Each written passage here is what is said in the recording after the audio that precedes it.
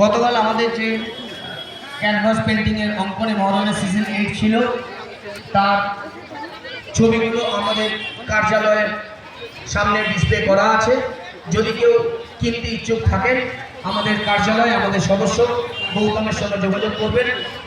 বাগদেবীর আরাধনা ইতিমধ্যেই শুরু হয়ে গেছে আমাদের মণ্ডপে।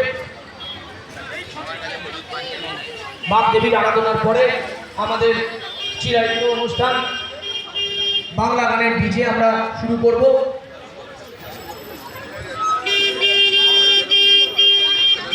গত 20শে জানুয়ারি আমাদের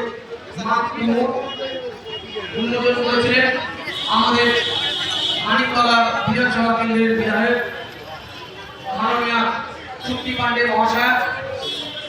গতকাল আমাদের অঙ্কনে মহরণের সিজন 8 দিয়ে এবছরের আমাদের অনুষ্ঠানের সূচনা করি।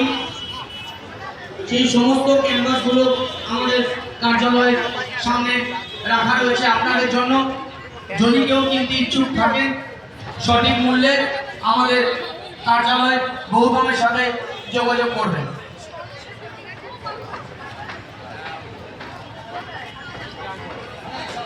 গানটা একটু আস্তে করে চালাও, গানটা বন্ধ করবে না।